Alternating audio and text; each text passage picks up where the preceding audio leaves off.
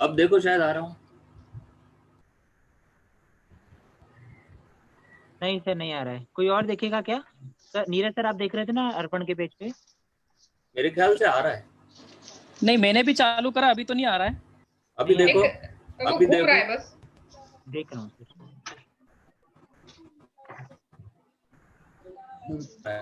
मेरे इसमें लाइव दिख आ रहा गया, है। लाइव का आ रहा है। लाइव आ गया है। आ गया ना? हाँ, हम कर सकते हैं, स्टार्ट कर सकते हैं। कर दें? आ गया क्या? कर हाँ, आ दीजिए, गया। स्टार्ट कर दीजिए। सर YouTube कनेक्ट नहीं हुआ है अभी। कर दें यूट्यूब? यूट्यूब कनेक्ट करो। नहीं कनेक्ट करिए। ये तो मैंने मेरा वीडियो एक शेयर किया है, अच्छा, स्क्रीन मूव मत कीजिए जस्ट सर। अभी किया है।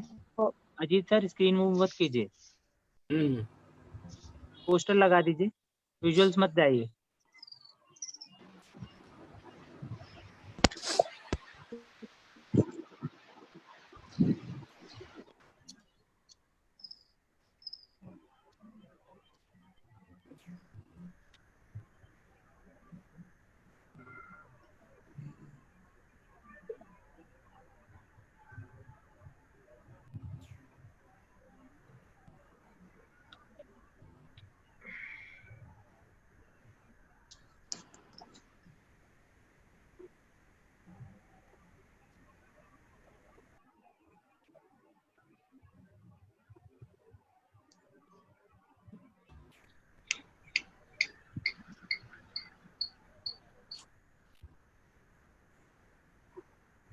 Shall we start now? Yes. YouTube में आ गया क्या? रोशनी,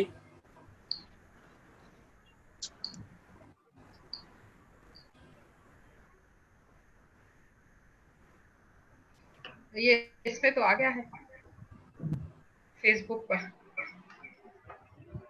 रोशनी म्यूट हो तुम। रोशनी, मैम लिखा हुआ आ जाएगा, अभी आया नहीं है।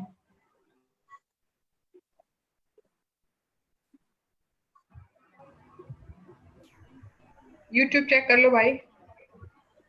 आशीष, यस सर। इसमें यूट्यूब वाला ऑप्शन नहीं आ रहा है इसमें। एक बार अपन ने इसे फेसबुक किया है, दोनों एक साथ आएंगे क्या? आ जाएंगे सर, आ जाएंगे, ट्राई कीजिए। एक ही आ रहा है अभी तो अपना फेसबुक वाला, केवल यूट्यूब तो आ ही नहीं रहा है। देखिए सर, सेटिंग में देखिए।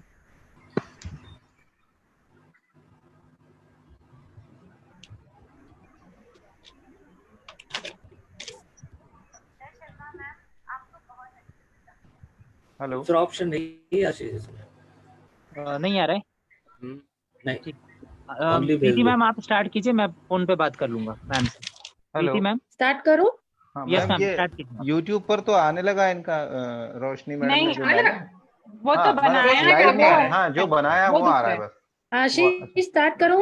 फिर लाइव के लिए क्या रहेगा? लाइव कैसे आवाज नहीं करेंगे? आ रही है किसी की भी। मैम प्रीति मैम, एक सेकंड रुकिए। आशीष, यस मैम। मैं डॉक्टर रोशनी वर्मा वेलनेस वेबिनार सीरीज में आपका बहुत बहुत स्वागत करती हूँ। ये वेलनेस क्या है और इसे ज्वाइन करना मैम, मुझे आवाज आ रही है आपको? इसके हाँ, बारे में डॉक्टर बबीता शर्मा मैम आपको बहुत अच्छे से समझाएंगे।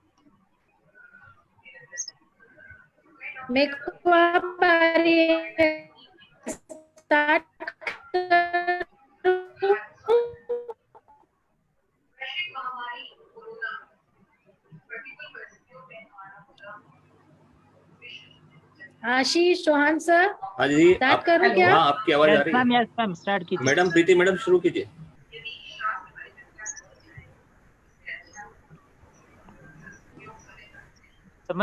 Someone please call Preeti ma'am on चलिए गोपाल। फोन। प्रीति मैडम। हाँ हाँ सर, मैं बोल रही हूँ, आवाज आएगी, आ रही है हाँ आ मेरी? रही है, हाँ आ रही है। चलिए, आ रही है। शुरू ओके करिए। ओके, चलिए। Hi, good evening, this is doctor Preeti Chopra from Bhopal. A very warm welcome to all of you on behalf of my organizing committee. हमारी कमेटी के ग्रुप में नॉर्थ इंडिया के लगभग सारी आयुर्वेदिक डॉक्टर्स हैं जो समय समय पर आयुर्वेद के अपलिफ्टमेंट के लिए एग्जाम्पल है ये webinar series. And Arpan Ayurveda मध्य भारत का एक उभरता हुआ फार्मास्यूटिकल कंपनी है जिसके एमडी हैं डॉक्टर आशीष पाल। अपने ही आयुर्वेद परिवार को वेलकम करने की खुशी कुछ अलग ही होती है और शायद मेरी इस बात से आप सब सहमत होंगे कि जब हमारे जहन में हमारे वो साथी जो हमारे साथ पढ़े हैं या जॉब किया है या प्रैक्टिस किया आते हैं तो चेहरे पे एक अलग सी खुशी आ जाती है। और अपनी इसी खुशी का इजाफा करने के लिए और इस लॉकडाउन पीरियड को और बेहतर बनाने के लिए हमारी ऑर्गेनाइजिंग कमेटी ने एक छोटी सी कोशिश की है कि आइए इसी कोशिश में कुछ हम आपको सिखाएं और कुछ आपसे सीखें, क्योंकि जब आप हमसे क्वेश्चंस पूछेंगे तो हमारे भी सल्कस और गायराई स्टिमुलेट होने से नहीं रुकेंगे।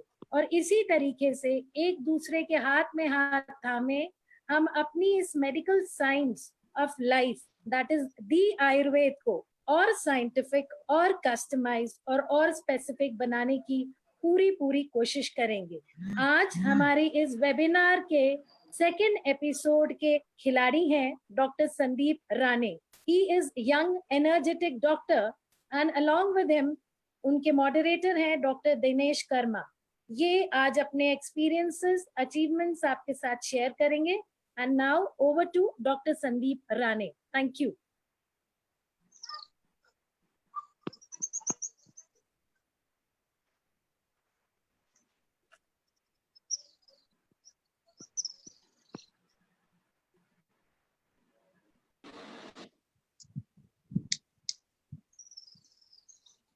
सादर नमस्कार मित्रों, मैं डॉक्टर दिनेश कर्मा मध्य प्रदेश के धारनगर से हूं और वुमेन्स ऑफ विजडम एसोसिएशन और अर्पण आयुर्वेद हंदवाड़ा की ओर से आयोजित इस 7 दिवसीय वैद्य मित्रम वेब सीरीज के दूसरे दिन आपका हार्दिक अभिनंदन करता हूं, आपका हार्दिक स्वागत करता हूं। माँ शारदा और भगवान धन्वंतरी के श्री चरणों में सादर प्रणाम करते हुए आदरणीय गुरुवर्य doctor APS Chauhan sir, doctor Babita Sharma ma'am, doctor Preeti ma'am, doctor Neeraj sir, doctor Prachi sir और सभी सीनियर्स और साथियों की आज्ञा से मैं अपना आज का कार्यक्रम प्रारंभ कर रहा हूँ। हमारे साथ में आयुर्वेद मध्य प्रदेश आयुर्वेद जगत के एक देदीप्यमान चमकदार ध्रुव तारे के समान सितारे डॉक्टर संदीप राणे जी उपस्थित हैं। डॉक्टर संदीप राणे जी, आपका बहुत बहुत स्वागत है हमारे प्रोग्राम में। धन्यवाद दिनेश जी। डॉक्टर संदीप जी के बारे में मैं कुछ परिचय करवाना चाहता हूँ। वर्तमान आयुर्वेद में मध्य प्रदेश में देखें तो डॉक्टर संदीप जी एक बहुत ही ऊर्जावान, प्रखर, बुद्धिशाली, स्वप्न दृष्टा और एक युवा उद्यमी है। एक आयुर्वेदिक युवा ऊर्जा इनको कहेंगे तो भी अतिशयोक्ति नहीं होगी, क्योंकि ये पिछले 10 वर्षों से मध्य प्रदेश के निमाड़ क्षेत्र के खरगोन नगर में आयुर्वेद क्षेत्र में एक से बढ़कर एक परचम लहरा रहे हैं। आपने शुभदीप आयुर्वेद कॉलेज से BAMS किया है और खरगोन नगर में Charak Ayurveda super speciality Panchakarma hospital आप रन कर रहे हैं। आपने मालेगांव में गुरुवर श्री वैद्य अपश्चिम बरण सर और कोपरगांव में गुरुवर श्री अवार्ड सर से पंचकर्म की शिक्षा दीक्षा ली है। और उसके उपरांत आपने खरगोन में 3000 स्क्वायर फीट, जी हाँ 3000 स्क्वायर फीट का प्राइवेट पंचकर्म हॉस्पिटल बहुत कम देखने में मिलता है और उस पर भी ये पूर्ण हॉस्पिटल जो है पूरी तरह से वातानुकूलित है। इसके वेटिंग रूम तक में इन्होंने AC लगाया हुआ है और प्रतिदिन कम से कम 35 से 40 पेशेंट्स की OPD रन कर रहे हैं और लगभग 15 से 20 पंचकर्म ये रोज करते हैं। इतना ही नहीं, 10 बेड का IPD प्राइवेट सेक्टर में बनाना और उसे सफलतापूर्वक चलाना मध्य प्रदेश में ये बहुत बड़ी बात है और आप पिछले 10 वर्षों से ये कार्य कर रहे हैं। आपके पास मेल और फीमेल के अलग अलग वार्ड्स हैं जो सर्व सुविधा युक्त हैं। आपका स्वयं का निर्मित औषध निर्माणशाला भी आपके चिकित्सालय में है, जिससे आपके रुग्णों को बहुत लाभ प्राप्त होता है।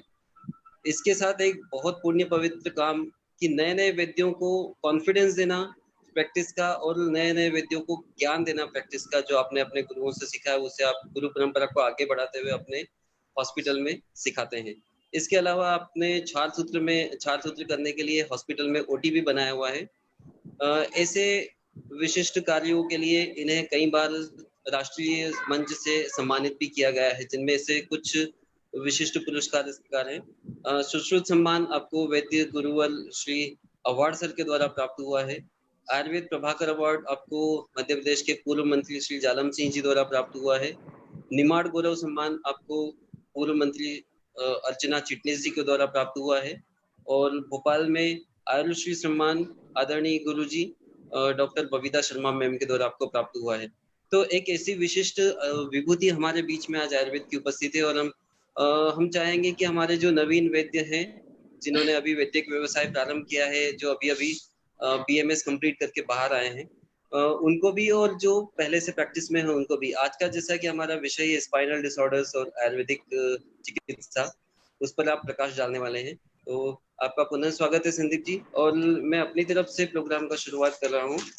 जैसे कि आज का हमारा जो विषय है स्पाइनल डिसऑर्डर्स,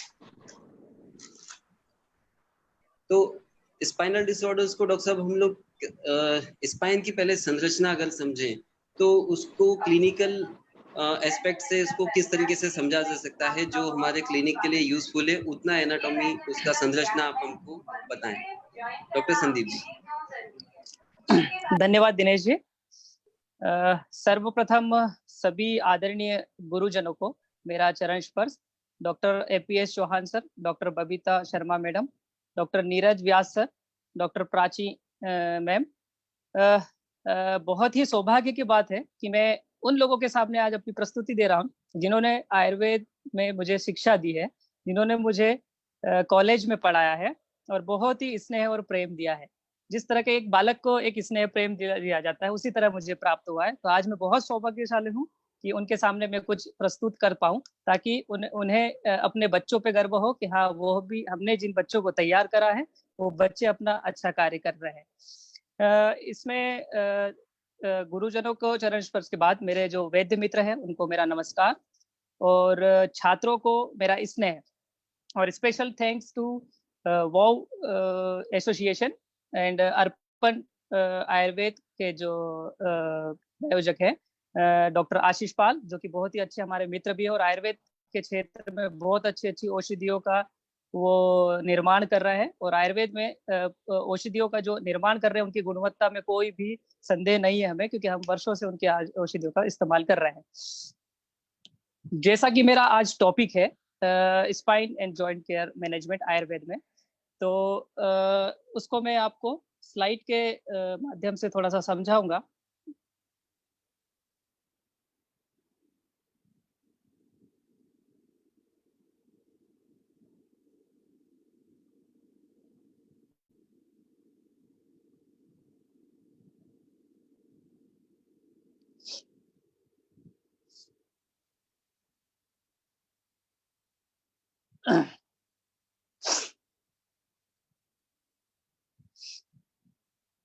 सबसे पहले गुरु चरणों में मेरा वंदन रहेगा। गुरु ब्रह्मा गुरु विष्णु गुरु देवो महेश्वरा, गुरु साक्षात पर ब्रह्म तस्मै श्री गुरुवे। मेरे आदर्श जो है डॉक्टर रामदास अवार्ड सर, जिन्होंने मुझे आयुर्वेद को कैसे ग्लैमरस बनाते हैं, या फिर आयुर्वेद में कैसे ऊंचाइयों पे पहुंचे हैं, या आयुर्वेद में कैसे हम लोगों को स्पेशलाइजेशन वर्क कर सकते हैं या फिर स्पेशलाइजेशन फील्ड में जा सकते हैं। क्योंकि आयुर्वेद एक ऐसी फील्ड है जिसमें हर वैद्य अपने आप में सुपर स्पेशलाइजेशन है। वो चाहे तो डर्मेटोलॉजिस्ट बनेगा, वो चाहे तो नेफ्रोलॉजिस्ट बन सकता है, वो चाहे तो कार्डियोलॉजिस्ट बन सकता है, वो चाहे तो स्पाइन एंड जॉइंट केयर का काम रूमेटो आर्थराइटिस बन सकता है। तो आयुर्वेद के लिए हमें सौभाग्य की बात है कि हमें इतनी सारी विधाएं मिलती है, या इतने सारे हम डिसीज को हैंडल कर सकते हैं और उसमें स्पेशलाइजेशन कर सकते हैं। तो जैसे कि मेरा टॉपिक है स्पाइन एंड जॉइंट केयर पे, तो मैं उसकी शुरुआती संरचना के बारे में बताऊंगा कि स्पाइन जो हमारी होती है, जिसकी संरचना होती है, वो 5 भागों में डिवाइड होती है। वैसे बहुत सभी लोगों को ये पता होगा, पर इसे समझने से बहुत आसानी होगी कि हम किस तरीके से स्पाइन के पेशेंट को देखें या फिर उसे एग्जामिनेशन करें। यहाँ पे मैं आपको जो भी मेरे केस को या फिर जो भी इस रोग के बारे में बताऊंगा, जो मेरा विषय है, ये सब मैं प्रैक्टिकली बताऊंगा, क्योंकि मैं एक प्रैक्टिकली हूँ, एकेडमिक नहीं हूँ, इसलिए कुछ हो सकता है कि कुछ चीजों में अलग परिवर्तन दिखे, पर मैं जहाँ जितने भी मेरे अनुभव बताऊंगा वो प्रैक्टिकली बताऊंगा, जिससे मुझे यहाँ पे इतने पेशेंटों का यश मिला है। तो सर्वाइकल वर्टिब्रा जो होती है हमारी, वो 5 पार्ट्स में डिवाइडेड होती है, जिसमें सबसे पहला भाग होता है सर्वाइकल। सर्वाइकल जो होती है वे 5 बोन से मिलके बनती है, जो C1 से लेकर C7 तक रहती है। ये छोटी छोटी वर्टिब्रा मिलके एक पूरा सर्वाइकल वर्टिब्रा बनाती है। देन उसके बाद हमारा थोरेसिक वर्टिब्रा आती है, जो T1 से लेकर T12 तक होती है। उसके बाद हमारी लंबर वर्टिब्रा होती है, जो L1 से लेकर L5 तक होती है। उसके बाद सेक्रम होता है, सेक्रम जो होता है S1 से S5 तक होता है। और कोकिक्स होता है, जो 4 बोन से मिलकर बनता है, जिसे हम टेल बोन भी कहा जाता है। ये जो स्पाइन होती है, ये एक नेकलेस की तरह पूरे हमारे पूरे स्ट्रक्चर में रहती है, जो छोटी छोटी बोन से मिलकर बनी होती है। सर्वाइकल वर्टिब्रा जो होती है वो नेक में होती है, और थोरेसिक वर्टिब्रा जो होती है वो हमारे चेस्ट में होती है। लंबर वर्टिब्रा जो होती है वो स्ट्रॉन्गेस्ट होती है, और सबसे ज्यादा फ्लेक्सिबिलिटी इसी में पाई जाती है, जो हमारी बैक में होती है। और सेक्रम जो होती है हमारी वर्टिब्रा, इसमें इसी की वजह से ये हिप्स एक दूसरे से जुड़े रहते हैं। और कोकिक्स होता है, जो टेल बोन होती है, जो कि सबसे लास्ट में होती है। जी डॉक्टर साहब, आपने जैसे इसका स्ट्रक्चर अच्छे से हम लोग को समझाया है। अभी स्पाइन डिसऑर्डर्स की बात करें तो जो इसके पेशेंट्स हम लोगों के पास क्लिनिक में आते हैं, वो कई मोटी फाइल लेके आते हैं, और उनके पास कई लोगों के पास एक्सरे रेडियोग्राफ रहता है, फिर MRI रिपोर्ट्स और MRI फिल्म वो साथ में लेके आते हैं। तो हम लोग अपने क्लिनिक में इनको एक्सरेस को और MRI को कैसे समझ सकते हैं, उस पर आप हमको प्रकाश डालिए। जी दिनेश जी, बहुत अच्छा आपने हमें पूछा कि जनरली क्या होता है कि हमारे पास मैक्सिमम पेशेंट्स जो होते हैं वो इन्वेस्टिगेशंस लेकर ही आते हैं, क्योंकि वो कहीं ना कहीं अपना ट्रीटमेंट किसी न्यूरोलॉजिस्ट के पास या स्पाइन सर्जन के पास कहीं ना कहीं ओपिनियन लेके आते हैं। देन उन्हें सर्जरी जब बताई जाती है, देन वो एक अल्टरनेटिव मेडिसिन ढूंढते हैं या अल्टरनेट कुछ ट्रीटमेंट ढूंढते हैं, तो आयुर्वेद के पास आते हैं। तो उसमें जब हमारे पास रिपोर्ट्स आती है, उस रिपोर्ट्स में हमें जिस तरीके से देखते हैं कि एक साइड में मैंने आपको स्लाइड में दिख रहा होगा कि एक स्पाइन का एक स्ट्रक्चर है, जिसमें अलग अलग तरीके के चेंजेस आपको दिखेंगे, जिसमें सबसे पहले ऊपर नॉर्मल डिस्क दिख रही है आपको, ठीक है। और हम अगर देखें तो इसमें अलग अलग तरीके के डायग्नोसिस होते हैं, जैसे L4, L5, S1 disc bulge, ऐसा हमारा नीचे इंप्रेशन में लिखा रहता है रिपोर्ट्स में। लंबर स्पाइन डीजनरेशन इस तरीके से लिखा रहता है। ओस्टियोफाइड चेंजेस इस तरीके से लिखा रहता है। सीवियर नर्व रूट कंप्रेशन ये पता चलता है। लंबर स्पाइन स्टोनोसिस पता चलता है। और सर्वाइकल के लिए जैसे spinal cord compression C3, C4 and C5, C6 nerve compression due to disc herniation, इस तरीके से आपको मिलता है।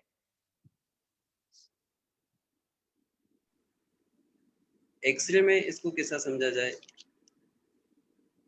जी, बहुत सारी जगह होता है कि हम पेशेंट को MRI नहीं उनके पास होती है, या फिर वो कैपेबल नहीं होते, या हमारे जगह अगर पेशेंट आता है तो हम उसे MRI नहीं करवा पाते हैं, या फिर वो कैपेबल नहीं होता है, तो हम एक्सरे उससे करवा सकते हैं। एक्सरे बहुत ज्यादा फाइंडिंग नहीं करता, पर हाँ कुछ चेंजेस हम उससे देख सकते हैं कि एक्सरे से हम पूरा फाइनल डायग्नोसिस नहीं कर सकते नर्व कंप्रेशन का। तो एक्सरे में हम देख सकते हैं, जैसे कि आप अभी एक एक्सरे देख रहे हैं, इस एक्सरे में आपको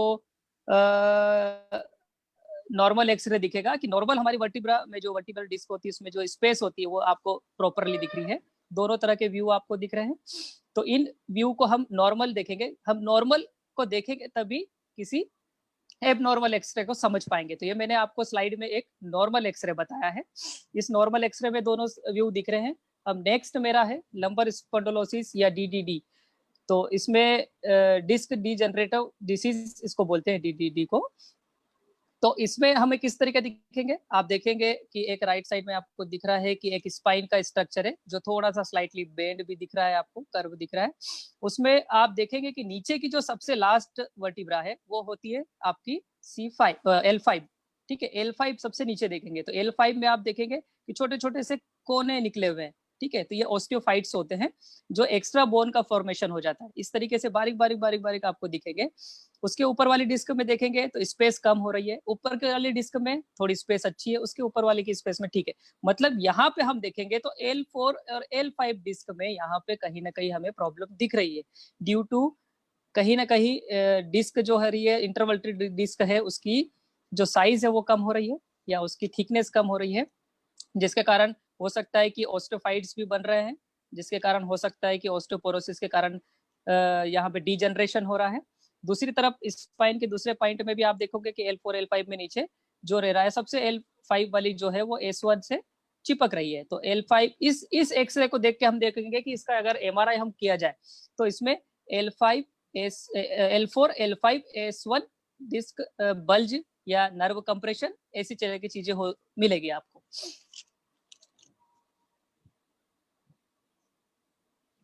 जी डॉक्टर साहब, काफी अच्छा आपने इंटरप्रिटेशन समझा है। एक्सरे एमआरआई काफी सारे लोग साथ में लेके आते हैं और इस जानकारी से सभी को बहुत लाभ मिलेगा। डॉक्टर साहब आगे हमें भी ये बताइए, जैसे लंबर डिसीजेस की बात करें हम, सर्वाइकल डिसीजेस की, तो स्पेशली सर्वाइकल स्पॉन्डिलाइटिस को क्लिनिकली साइन सिम्टम्स से हम लोग कैसे समझे? पेशेंट्स क्या साइन सिम्टम्स लेके आएगा जिससे हम लोग उसको सर्वाइकल स्पॉन्डिलाइटिस ऐसा निदान उसका तय करेंगे? जी बिल्कुल। जनरली सबसे पहले हम बात करें तो सर्वाइकल स्पॉन्डिलाइटिस, जैसे कि हमने बताया कि वो नेक में होती है, और नेक में होने के कारण वहां की जो वर्टिब्रा होती है वो C1 से लेकर C7 तक हमने बताई गई है, ठीक है। तो सर्वाइकल स्पॉन्डिलाइटिस जो होता है कोई स्पेशल रोग नहीं बताएगा यहाँ पे, ये एक बहुत ही कॉमन प्रॉब्लम है जो उम्र के साथ होती रहती है। 50 वर्ष की उम्र तक ये लगभग 80% लोगों में दिखाई देती है। जैसा कि बताया गया है कि सर्वाइकल स्पाइन नेक पार्ट में होती है, जहां 7 बोन मिलकर ये स्पाइन को बनाती है। हर एक बोन के बीच में कुशन की तरह आप देख रहे होंगे, ब्लू कलर का आपको दिख रहा है, हर एक के बीच में कुशन की तरह रचना होती है, जिसे इंटरवर्टिब्रल डिस्क के बीच में जो होती है उसे डिस्क कहते हैं, ठीक है, इंटरवर्टिब्रल डिस्क कहते हैं जिसे। अब सर्वाइकल बोन के बीच में मुख्य रूप से 2 रचनाएं होती है, ठीक है। पहली रचना एक मोटी वेन होती है जो ब्रेन से होकर स्पाइन के निचले भाग तक यानी कि लंबर तक जाती है, जिसे स्पाइनल कॉर्ड कहते हैं हम। प्रत्येक वर्टिब्रा के साइड में आप देख रहे होंगे कि वर्टिब्रा एक बीच में से आ रही है, उसके साइड में 2 छिद्र होते हैं लेफ्ट और राइट में, जहां से स्माइल नर्व निकलती है। स्मॉल नर्व जो निकल रही है वो हमारे मतलब एक मुख्य वेन होती है जिसकी शाखाएं होती है, दोनों साइड से निकलती है, राइट साइड और लेफ्ट साइड दोनों। ये दोनों जो नर्व होती है ये दोनों अपर लिम्ब को मतलब हमारे दोनों हाथों को ब्लड सप्लाई करती है। अब जब डिस्क डीजनरेशन या डिहाइड्रेट होती है, मतलब ये डिस्क जो होती है ये डिहाइड्रेट होती है, इसमें पानी की कमी हो जाती है। ये पूरा जो डिस्क होता है ये 80% फ्लूइड रहता है इसके अंदर, और ये जब फ्लूइड की कमी होती है तो ये डीजनरेशन के कारण, इंटरवर्टिब्रल डिस्क कम होने के कारण या एक्स्ट्रा बोन फॉर्मेशन होने के कारण जब होता है तो इसे स्टोनिसिस कहा जाता है। जैसे स्टोनिसिस के भी हमको वर्ड्स मिलते हैं। ये क्या करता है, ये हमारे नर्व के पैसेज को कम करता है, मतलब उसका जो पैसेज है जो नर्व का उसको नैरो कर देता है, जिससे ब्लड सप्लाई ऑब्स्ट्रक्ट हो जाता है, जिससे हाथों एवं गर्दन में दर्द शुरू होता है। जैसे कि हम MRI में भी देखते हैं, MRI में C4 C5 नर्व कंप्रेशन मिलता है, तो इसका मतलब होता है कि C4 C5 वर्टिब्रा की नर्व रूट जो है वहां से कंप्रेस्ड हो रही है और ब्लड सप्लाई में रुकावट डाल रही है कहीं ना कहीं, जिससे क्या होगा, हाथों में दर्द होगा, गर्दन में दर्द होगा, झिंझनाहट आएगी, सुन्नपन लगेगा, हाथ में कमजोरी भी महसूस हो सकती है, ठीक है। ये सब जो छोटे छोटे ऐसे शब्द जो होते हैं, टिंगलिंग, नमनेस, वीकनेस और ये सब पेन, और इन सब अगर एक साथ मिलते हैं तो इसे यहाँ पे रेडिकुलोपैथी कहा जाता है। जब हम रेडिकुलोपैथी अगर शब्द इस्तेमाल करेंगे तो इसमें इस तरह की टिंगलिंग, नमनेस, ये सब चीजें मिलेगी। अगर सिर्फ सर्वाइकल स्पॉन्डिलाइटिस की बात करेंगे तो सिर्फ नेक में पेन मिलेगा उसको, बाकी जगह पेन नहीं मिलेगा। अगर जाकी जगह पेन मिलेगा तो उसे रेडिकुलोपैथी हम कहते हैं। जब स्पाइनल कॉर्ड में जब दर्द शुरू होता है, ये तो हमने नॉर्मल साइड की बात कर ली कि साइड की वेन जो है उसकी नर्व रूट जो है वो कंप्रेस हो रही है, पर जब स्पाइनल कॉर्ड में दर्द शुरू होता है जिससे हाथों के साथ साथ पैरों में भी प्रॉब्लम आएगी, क्योंकि वो पूरा की पूरा लंबर को भी ब्लड सप्लाई कर रहा है, जिसके कारण पैरों में भी झिंझिनाहट और स्टूल और यूरिन का कंट्रोल भी रुक जाता है कभी कभी। ये एक न्यूरोलॉजिकल प्रॉब्लम होती है, जो न्यूरोलॉजिकल डॉक्टर होते हैं वो सब ये चेक करते हैं पूरा। तो इसमें जो न्यूरोलॉजिकल प्रॉब्लम होती है उस इस तरह की अगर पैरों में भी उसको नमनेस आ रही है सर्वाइकल स्पॉन्डिलाइटिस के कारण, तो इसे माइलोपैथी कहते हैं। माइलोपैथी जो होती है वो न्यूरोलॉजिकल प्रॉब्लम होती है। अब आजकल ये प्रॉब्लम जो है सिर्फ 50 साल के बाद की उम्र के लोगों में नहीं रही है, ये जो उम्र है वो 18 से 30 साल के पेशेंटों में भी मिलने आ रही है। क्यों? क्योंकि इसका कारण है कि अनियमित दिनचर्या का होना, कंप्यूटर पे ज्यादा चलाना, मोबाइल चलाना ज्यादा करना, या ज्यादा ट्रेवलिंग करना, या एक्सेसिव स्मोकिंग करना। धूम्रपान करने से भी जो हमारा शरीर का कैल्शियम है या फिर ऑस्टियोपोरोसिस होता है, इससे कारण ये फैलता है।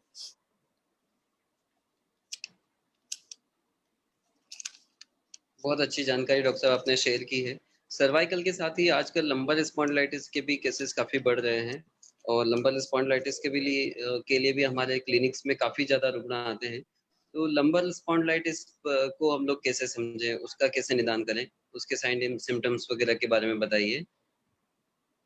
जी बिल्कुल दिनेश जी, हमारे पास सर्वाइकल के साथ लंबर के भी आते हैं, और मैक्सिमम पेशेंट लंबर स्पॉन्डिलाइटिस के होते हैं, क्योंकि बहुत सारी गृहिणियां होती है जो बहुत घर में वेट उठाती है, घर पे झुक के काम करती है, दिनचर्या अनियमित होती है, इन कारणों से लंबर स्पॉन्डिलाइटिस मैक्सिमम होता है। और जैसा कि मैंने पहले बताया कि यहाँ पे सबसे ज्यादा फ्लेक्सिबिलिटी होती है, इस पे सबसे ज्यादा मूवमेंट होता है, इसी कारण सर्वाइकल स्पॉन्डिलाइटिस से ज्यादा पेशेंट हमारे पे लंबर स्पॉन्डिलाइटिस के आते हैं।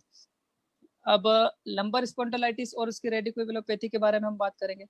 तो जैसा कि पहले मैंने बताया कि स्पाइन, लंबर की जो स्पाइन है वो 5 बोन से मिलकर बनी होती है, ठीक है। तो L1 से लेकर L5 की नर्व मिलकर एक नर्व बनाती है, मतलब L4 और L5 और S1 आप देख रहे होंगे फोटो में कि आपको 3 नर्व दिख रही है। 3 नर्व मिलकर एक मोटी वेन को बना रही है, ठीक है। तो ये तीनों नर्व कहाँ से निकल रही है? L5 से निकल रही, L4 से निकल रही है, L5 से निकल रही है और S1 से निकल रही है। ये तीनों मिलके आगे ये शाखाएं मिलके एक नर्व को बना रही है, जिसे हम साइटिक नर्व कहते हैं। और ये एक मोटे होती है, मतलब हमारे थंब जो होता है, हैंड होता है, उसके थंब के बराबर मोटी होती है ये नर्व, ठीक है, इतनी मोटी ये होती है। ज्यादातर एमआरआई में डिस्क बल्ज जैसे बताया जाता है। तो डिस्क बल्ज भी जो होता है ये कभी कभी सामान्य लोगों में भी मिल जाता है, कि हम ज्यादा किसी चीज को उठाया या फिर किसी तरीके से हमने किसी जगह पे गिर गए, तो उसमें भी थोड़ा सा डिस्क बल्ज हो जाता है। डॉक्टर साहब, इसमें साइटिका बोल के भी काफी पेशेंट्स हमारे पास में आते हैं, तो साइटिका से इसका क्या संबंध है? जी बिल्कुल, यहाँ पे जैसे मेरे डिस्क बल्ज के बारे में बताया आपको, ठीक है। तो साइटिका के लिए हमको डिस्क बल्ज को भी समझना है, क्योंकि वो ही डिस्क बल्ज जो हम इससे नॉर्मल लेते हैं, या पेशेंट इसे नॉर्मली पेन किलर या किसी तरह की चीज खा के या फिर टेम्पररी सॉल्यूशन करके उसे नेग्लेक्ट कर देते हैं, तो आगे चल के ये साइटिका और आगे की भी तकलीफ होती है। जैसे कि डिस्क बल्ज जो होता है, तो डिस्क जो होती है, एक मैंने बताया आपको कि एक जेली लाइक स्ट्रक्चर होता है, ठीक है, जो बहुत सारे कारणों से, जैसे डीजनरेशन कारणों से उसमें बल्ज आता है, या डिहाइड्रेट हो जाती है हमारी डिस्क, पानी की कमी होती है, उसके कारण होता है। तो इसके कारण से क्या होता है, इंटरवर्टिबल डिस्क जो होती है उसकी स्पेस कम हो जाती है, ठीक है। जब डिस्क बल्ज होता है तो इसको हम अगर टर्मिनोलॉजी देखें कि बल्ज का मतलब होता है एक उभार या कोई चीज बाहर आ जाना, या किसी तरह से बाहर निकला हुआ होना, या सूजन होना, इसे हम बल्जिंग कहते हैं, बल्ज कहते हैं। और जब ये बल्जिंग एक्सेसिव होती है, पेशेंट नेग्लेक्ट करता है, तो ये बल्जिंग ज्यादा बढ़ जाती है। और जब ये बल्जिंग ज्यादा बढ़ती है तो एक पिंच करती है, जैसे कि आप नीचे की फोटो में देख रहे होंगे कि एक स्पाइनल कॉर्ड है स्पाइन के साथ में, और वहां से डिस्क जो है, ये हार्निएटेड डिस्क लिखा है, वहां से वो उसे पिंच कर रही है नर्व को, मतलब वो सीधी की सीधी स्पाइनल कॉर्ड को पिंच कर रही है, ठीक है। तो इसे हार्निएशन कहते हैं। हार्निएशन हम जब कहेंगे जब डिस्क बल्ज ज्यादा होगा, ठीक है। तो अब अगर हम ये देखें कि जब भी एमआरआई रिपोर्ट्स वगैरह हमारे पास आए, तो हम किसी भी एमआरआई रिपोर्ट्स को एकदम फाइनल डायग्नोसिस नहीं माने, हम क्लिनिकली भी उसे चेक करें कि पेशेंट अगर ये बोल रहा है कि एमआरआई अगर डिस्क बल्ज की है, हमारे पास डिस्क बल्ज लेके एमआरआई आया। अब वो पता चला एमआरआई जो है वो 4 साल पुरानी है। अब 4 साल से पेशेंट उसी एमआरआई को लेके घूम रहा है, इधर जा रहा है उधर जा रहा है, डॉक्टर के पास कहीं जगह घूम रहा है, और 4 सालों से वो डिस्क बल्ज ही, हर डॉक्टर उसको समझ रहा है कि ये तो डिस्क बल्ज ही है। पर हम क्लिनिकली जब देखेंगे कि ये डिस्क बल्ज से होके हार्निएशन पे तो नहीं पहुंच गई है, ये कब पता चलेगा हमें? ये तब पता चलेगा जब हम उसे क्लिनिकली फाइंड आउट करेंगे। तो इसलिए कभी कभी एमआरआई के नीचे लिखा रहता है प्लीज करेक्ट क्लिनिकली, मतलब हर पेशेंट को एमआरआई देख के ट्रीटमेंट नहीं करना चाहिए कि पेशेंट ने हमें व्हाट्सअप कर दी एमआरआई, हमने एमआरआई देख ली कि ये है और हमने सोचा कि अरे चलो इसमें तो ये और ट्रीटमेंट करा। हमें क्लिनिकली फाइंड आउट करना है, क्लिनिकली में उसके साइन सिम्टम सभी देखने हैं। इसी तरीके से जैसे आपने दिनेश जी साइटिका का मुझे पूछे, तो हम साइटिका की जो बात करते हैं, लगभग सभी के प्रैक्टिस में साइटिका के काफी पेशेंट्स आते हैं और काफी पेशेंट ठीक भी हुए होंगे, सभी के पास ठीक हुए होंगे। और ये पेशेंट जो रहते हैं ये कभी कभी एक्यूट फेज में आते हैं, कभी कभी क्रोनिक फेज में भी आते हैं हमारे पास, ठीक है। तो साइटिका का मतलब क्या होता है कि साइटिका में बैक पेन और लेग पेन होता है, ठीक है, बैक पेन और लेग पेन दोनों होता है। कभी कभी ये पेन बैक में ही होता है, सिर्फ और सिर्फ उसके बटक में रहेगा, बैक में ही रहेगा उसको। और कभी कभी ये पेन बैक में ही ना होके सीधा लेग में भी जाता है, मतलब रेफर्ड पेन होता है या ट्रेवल करके ये पेन लेग तक भी जाता है। तो लेग पेन भी 2 तरह के हो जाते हैं फिर। अब ये लेग पेन क्या होता है, कभी कभी तो बटक से लेकर सिर्फ थाई तक रहता है कि इतने ही जगह पेशेंट बोलता है मुझे यहीं तक पेन होता है। और कभी कभी पेशेंट ये बोलता है आके कि ये पेन मुझे बटक, थाई और कॉफ मसल्स में भी जाता है, नीचे भी ये ट्रेवल करके नीचे तक पहुंच जाता है। अब साइटिका मोस्टली एक साइड में होती है, पर अगर दोनों साइड में हो, दोनों तरफ पैरों को पेशेंट को दर्द हो रहा है कि मुझे दोनों ही पैरों में ये ट्रेवल कर रहा है पेन, तो इसका मतलब होता है कि जो उसकी केनाल है, मतलब जहां उसकी वेन ट्रेवल कर रही है नीचे तक, उस केनाल में कहीं ना कहीं कंप्रेशन आ रहा है। मतलब ये कंप्रेशन सिर्फ उसकी शाखाओं में नहीं, केनाल में भी आ रहा है, जिसे केनाल नेरोइंग कहते हैं या फिर कह सकते हैं। और ये सेंट्रल से डिस्क बल्ज हुआ है, इसलिए दोनों पैरों में पेन आता है। तो साइटिका का मतलब यहाँ पे कहीं पे भी नर्व कंप्रेस्ड हो रही है, साइटिक नर्व कहीं पे भी कंप्रेस हो रही है, तो इसे साइटिका बोलते हैं। वो कहीं से भी आपको पेन पता लग सकता है। जी।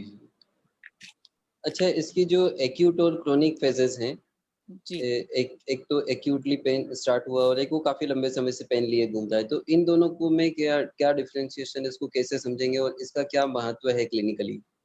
जी, बहुत अच्छी बात आपने करी है, क्योंकि हमारे पास पेशेंट आता है तो हमको पेशेंट बोलता है कि ये तो हमको अभी 2 दिन से हो रहा है, 5 दिन से हो रहा है। कभी कभी पेशेंट ये सोचता है कि अरे डॉक्टर को बोल दिया 5 साल से है, तो डॉक्टर पता नहीं कितनी महंगी दवाएं देगा, कितना सब कुछ करेगा। तो पेशेंट आके सिर्फ हमको बोलता है, या तो कभी कभी बोलता है कि मुझे तो ये भी 5 दिन से हुआ है। तो हम क्या करते हैं, उसको एक्यूट फेज में लेते हैं, और एक्यूट फेज में जो रहता है हम उसको ज्यादा ध्यान देके ट्रीटमेंट चिकित्सा नहीं करते हैं, छोटा मोटा ट्रीटमेंट देके सोचते हैं 4-5 दिन से हुआ है तो ये ट्रीटमेंट ठीक से नहीं हो रहा है।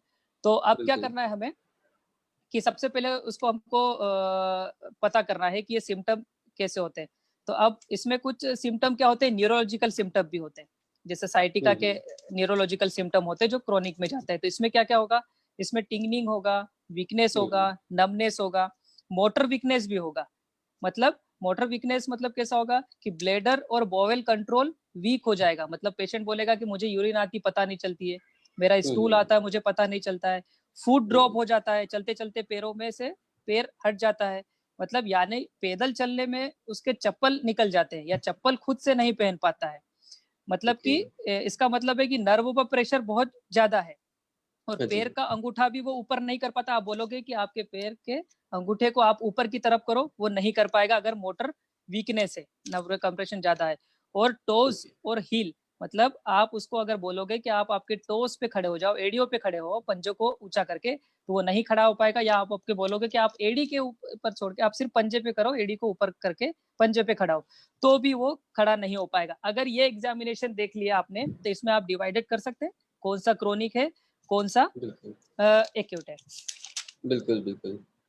अच्छा डॉक्टर साहब, इसके अलावा भी क्लिनिक पर हम लोग कुछ एग्जामिनेशन कर सकते हैं क्या, कि कोई टेस्ट करके देख ले कि ये साइटिका है, कितना है? बिल्कुल जी, मुझे ये पता था कि कुछ ना कुछ ऐसा टेस्ट भी होना चाहिए, क्योंकि हमें पेशेंट को सबसे पहले डायग्नोसिस सीखना है हमें, क्योंकि जब तक डायग्नोसिस नहीं सीखेंगे हम आगे के ट्रीटमेंट को बिल्कुल भी नहीं कर सकते, या फिर ट्रीटमेंट करने में या समझने में कि पेशेंट आजकल बहुत एजुकेटेड होते हैं, नेट पे इतनी सारी चीजें पढ़ के आते हैं, सर्वाइकल स्पॉन्डिलाइटिस क्या होता है, ये क्या होता है, तो हमें एक एजुकेटेड होना है कि उन्हें समझा सके। अगर हम उन्हें उसी भाषा में समझाएंगे जिस भाषा में लिखा हुआ है, पढ़ते हैं, या फिर जिस भाषा में उसको रहता है, और तो वो क्या होगा कि उसे एक हमें पे फेथ हो जाएगा कि हाँ डॉक्टर ने मुझे बहुत अच्छे से एग्जामिनेशन करा है, डॉक्टर इस बीमारी को बिल्कुल अच्छे से जानता है, डॉक्टर को इसका पूरा नॉलेज है, तो ये बिल्कुल मेरी बीमारी को ठीक करेगा।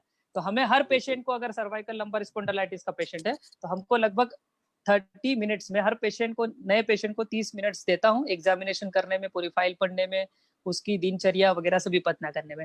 तो अब इसमें एक टेस्ट होता है SLR टेस्ट, ठीक है। SLR टेस्ट मतलब होता है स्ट्रेट लेग राइज टेस्ट, ठीक है। ये कॉमनली बहुत सारे न्यूरोलॉजिस्ट करते हैं हर पेशेंट को, जिससे हमें पता चलता है कि पेशेंट को कितना ज्यादा सीवियरिटी है।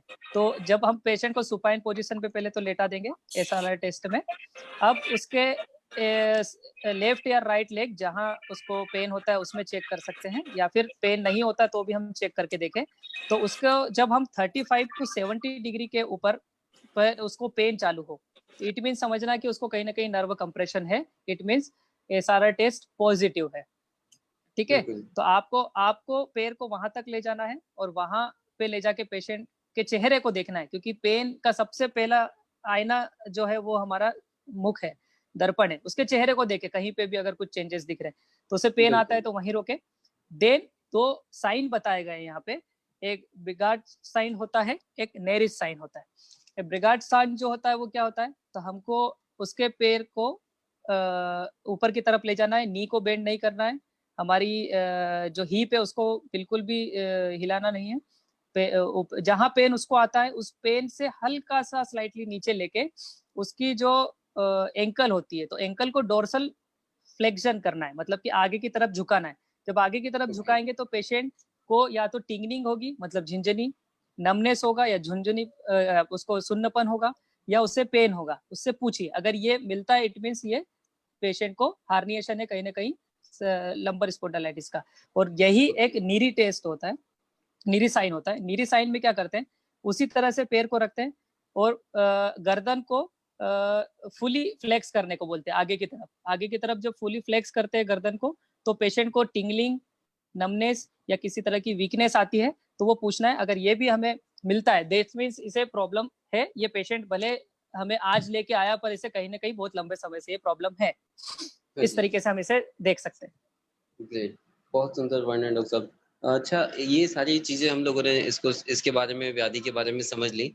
अब इसके बाद आप बताइए, आपके पास इसके काफी सारे पेशेंट आते हैं, कितना हम लोग उस पेशेंट को उपशय दे सकते हैं? क्या हम उसको बताएं कि कितना ठीक होगा, नहीं होगा, कितने समय में ठीक होगा? इसके बारे में आप बताएं। जी बिल्कुल।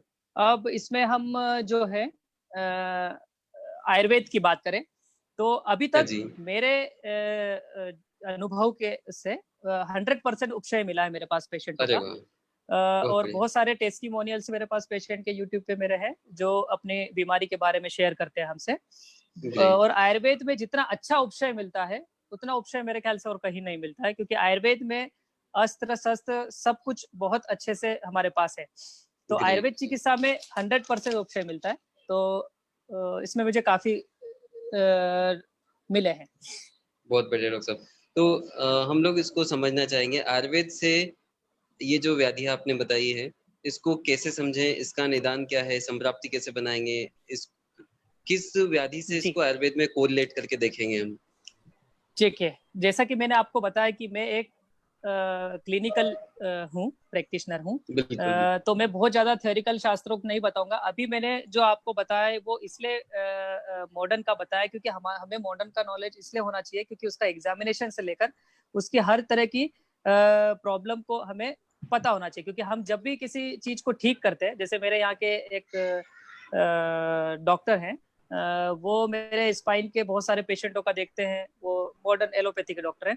तो जब वो मुझसे बात करते हैं कि यार तुमने कैसे इसको ठीक करा, यार ये पेशेंट तो सर्जरी का था, ऐसे करते वैसे, तो मैं उनको मॉडर्न के तरीके से बताता हूँ कि सर देखिए यहाँ पे इसका नर्व कंप्रेशन था, हमने यहाँ पे ऐसा करा, ये ऐसा करा, ऐसा करा, और ये चीजें करी, उसको इस पंचकर्म करा, इस करने से वो ठीक हो गया।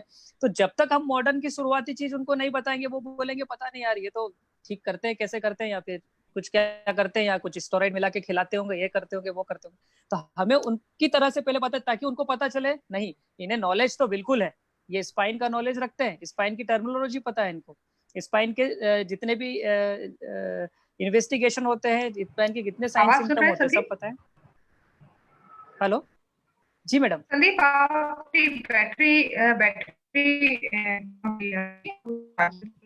Okay okay okay madam, okay ठीक है जी मैडम, बैटरी चार्ज, चलो बैटरी कैरी ऑन जी जी मैडम।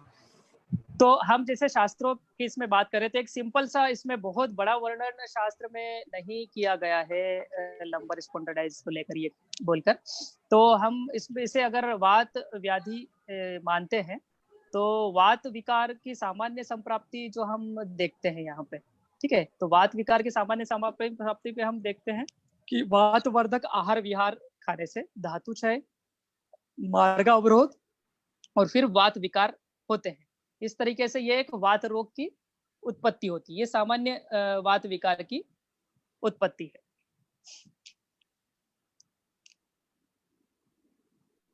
अब यहाँ पे हम आयुर्वेद में ग्रदृषि रोग काफी अच्छे से वर्णन किया है, चरक चिकित्सा स्थान अध्याय 28 में वात व्याधि चिकित्सा अध्याय इस नाम से वर्णन किया गया है।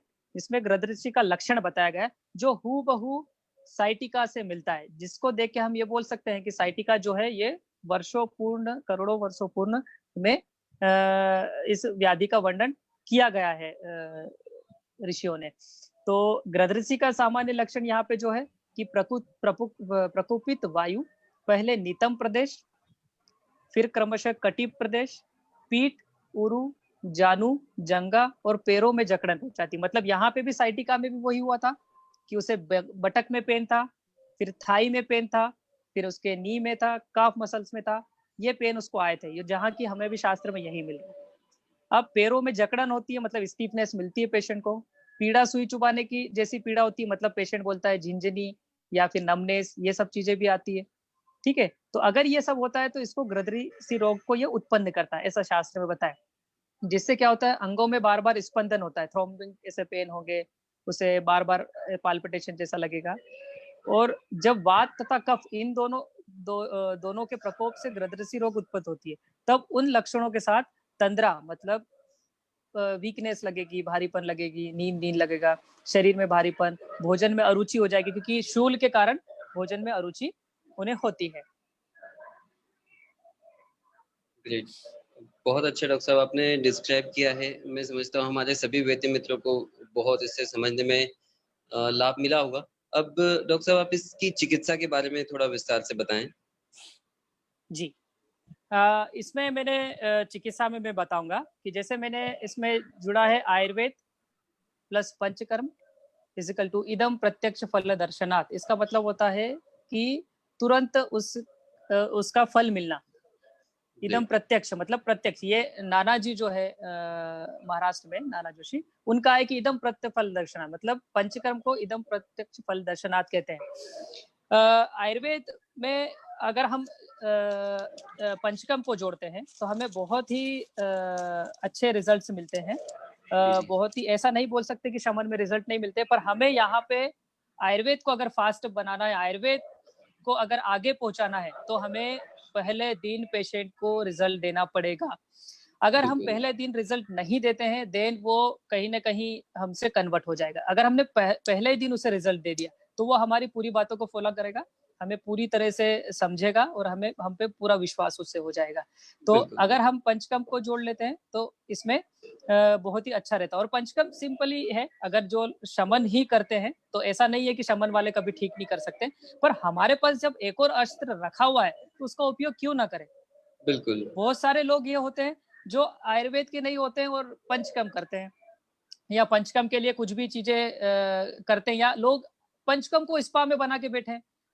अब वो लोग बहुत अच्छे से चला रहे हैं, उनको कुछ करने की जरूरत नहीं, और हमारे पास पंचकर्म की विधा है और हम नहीं कर रहे हैं। तो पंचकर्म मतलब ये नहीं कि बहुत विशाल हॉस्पिटल होना, बहुत बड़ा हॉस्पिटल होना, आप छोटी ओपीडी लेवल पे भी ये सब चीजें कर सकते हैं। तो ये ओपीडी लेवल पे भी आप कर सकते हैं। तो सिंपल सा लॉजिक मैं तो लगाता हूँ, मैं सिंपल ही लॉजिक लगाता हूँ और एकदम सिंपल सा समझता हूँ आयुर्वेद को। तो वात अगर दिखता है तो हम उसे बस्ती दे देते हैं, कफ अगर दिखता है तो उसे वमन दे देते हैं, पित्त अगर दिखता है तो उसे विरेचन दे देते हैं, और रक्त दिखता है तो रक्त मोक्षण दे देते हैं। तो इतना सिंपल तरीके से हम पंचकर्म को डिफाइन कर लें कि हमें ये पेशेंट कौन से क्राइटेरिया में आ रहा है, और हम इन चीजों को सीख लें, बस्ती को, वमन को, विरेचन को, रक्त मोक्षण को, तो हम अप्लाई कर सकते हैं। और जब हम बोलते हैं कि इसमें कौन सी औषधि इस्तेमाल करें, तो शास्त्र में सीधा क्लियर लिखा है, वात हो तो तेल का इस्तेमाल कर लो, कफ हो तो मधु का इस्तेमाल कर लो, और पित्त हो तो घृत का इस्तेमाल कर लो। इतना आसान तरीके से आयुर्वेद में बताया गया है। हम जितना आसान तरीके से समझ लेंगे उतना कॉन्फिडेंस से काम करेंगे। बिल्कुल।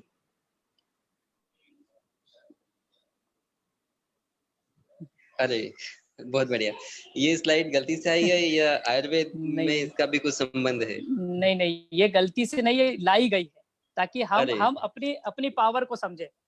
क्योंकि इसको भी समझना चाहेंगे हम सब बाजीराव है, हम सब बाजीराव है, बस हम अपने आप की ताकत को समझे। जैसे बाजीराव मूवी सभी ने देखी होगी, तो मैं इसी तरीके से मेरे बहुत सारे स्टूडेंटों को समझाता हूँ और बहुत सारे सभी लोगों को इसी तरीके से बताता हूँ, ताकि हम बहुत अच्छे से उसे इजीली ले, फ्रेंडली सीखे, फ्रेंडली समझे आयुर्वेद को। तपन वेद सर को देखा, वो क्या बोलते हैं? तपन वेद सर बोलते हैं कि चरक संहिता मेरी गर्लफ्रेंड है। अरे वाह, ऐसा बोलते हैं तपन वेद सर। अब तपन वेद सर गर्लफ्रेंड बोलते हैं, मतलब क्या है कि सबसे ज्यादा मुझे वही प्रिय है। तो ये क्या कर दिया, उसे बहुत नजदीक लाने के लिए सर ने एक वर्ड यूज करा। तो सब लोग सर को फॉलो करके क्या करते हैं, सर मेरी भी गर्लफ्रेंड है, तो उसका सबसे ज्यादा ध्यान रखते हैं। अब इसमें लिखा है चीते, इसमें डायलॉग है कि चीते की चाल, बाज की नजर और बाजीराव की तलवार पे संदेह नहीं करना चाहिए। मतलब ये कभी भी मात दे सकते हैं, ठीक है। अब नेक्स्ट स्लाइड में लिखा है, ये आयुर्वेद का बाजीराव आया है वो, ठीक है। वो तो मूवी का बाजीराव था, अब ये बाजीराव आया है आयुर्वेद का। अब ये बोलता है कि चीते की चाल, बाज की नजर और वात व्याधि में बस्ती पे बिल्कुल संदेह नहीं करना, ये कभी भी मात दे देता है। बिल्कुल, तो हमारे बहुत सही बात कही आपने। हमारे पास पेशेंट, ये नाना जी बोलते हैं धुलिया में, गुरुजी नाना जी बोलते हैं बस्ती देना ही है सबको, क्योंकि बस्ती तो आधी चिकित्सा है ना। तो आधी चिकित्सा तो हमारे पास जेब में रखी हुई है कि पेशेंट को आधा तो हम ऐसे ही ठीक कर देंगे। अब बची आधी चीज, अब आधी चीज के लिए दिमाग लगा के उसको ठीक करना है, तो कैसे नहीं पेशेंट ठीक होता है? बिल्कुल ठीक होगा। तो आधी चिकित्सा तो आपको शास्त्र ने बिल्कुल बिना समझे बस्ती से हो जानी बस्ती लगा दो, और बस्ती बहुत आसान होती है लगाना। तो इसलिए मैंने ये डाला कि कभी कभी कुछ ऐसे आइडियल होते हैं लोगों के कि उनको देख के समझ लेते। तो जो हेलो, आवाज आ रही मेरी?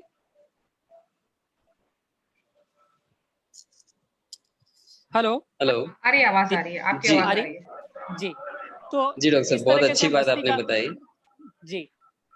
और बिल्कुल बहुत सही बात है ये, और हम सभी को भी शास्त्र पर उतना ही भरोसा रखना चाहिए और आयुर्वेद को बहुत अच्छे से समझना, सीखना, अपने जीवन में उतारना चाहिए।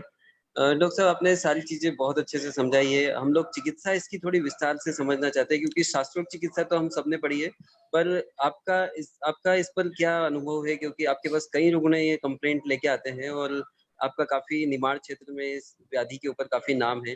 तो आप हमको आपका जो देखने का तरीका है इस व्याधि के प्रति, वो आप हमें बताएं। जी बिल्कुल दिनेश जी। अब मेरे पास बहुत सारे पेशेंट मेरे काफी ठीक हुए हैं। अब कुछ पेशेंट्स जो होते हैं वो डायरेक्ट एमआरआई लेके आते हैं, और कुछ पेशेंट उनके जो कुछ मित्र होते हैं, कुछ घर के लोग होते हैं, अगर उनको सब तकलीफ रहती है तो वो मुझे सीधे दिखाते हैं। मैं उनकी एमआरआई और एक्सरे बाद में कराता हूँ, पहले एग्जामिनेशन करता हूँ। अगर पेशेंट कैपेबल है कि हाँ ये खर्चा कर सकता है, तो देन पहले एक्सरे करवाते हैं, देन फिर एमआरआई के लिए देखते हैं अगर हमें उपशय नहीं मिल रहा है तो अब मैं क्या करता हूँ, जो भी पेशेंट मेरे यहाँ है, सबसे पहले उसका डायग्नोस कर लिया कि ये एक एक्यूट पेशेंट है या क्रोनिक पेशेंट है। एक्यूट पेशेंट में मैं बहुत ज्यादा पंचकर्म या फिर बहुत ज्यादा औषधि नहीं देता हूँ, क्योंकि वो एक टेम्पररी होता है एक्यूट में। और हम अगर एक्यूट और क्रोनिक को समझे तो अगर 2 सप्ताह के बाद तक पेशेंट को पेन हो रहा है, इट मीन्स वो क्रोनिक की तरफ जा रहा है। तो मेरे पास जो भी पेशेंट्स आते हैं, सबसे पहले जो पेशेंट मेरे खरगोन के लोकल होते हैं, जो आसपास 5 से 7-10 किलोमीटर तक के रेंज में होते हैं, उन्हें 7 दिन के लिए पंचकर्म जो मैं करवाता हूँ। जैसे कि मैंने ऊपर लिखा है हेडिंग में कि 7 दिवस में संपूर्ण उपशय मिलता ही मिलता है। अगर आपने बिल्कुल फॉलो करा तो 110% मुझे उपशय मिले हैं। मुझे उन पेशेंटों के भी उपशय मिले हैं जो पेशेंट 7-7 दिन से हॉस्पिटल में एडमिट थे और वो एडमिट होने के बाद उन्हें सडन सर्जरी का बोला और वो लोग भी आके पेशेंट एडमिट होके 7वें दिन पूरी तरह ठीक होके जाते हैं।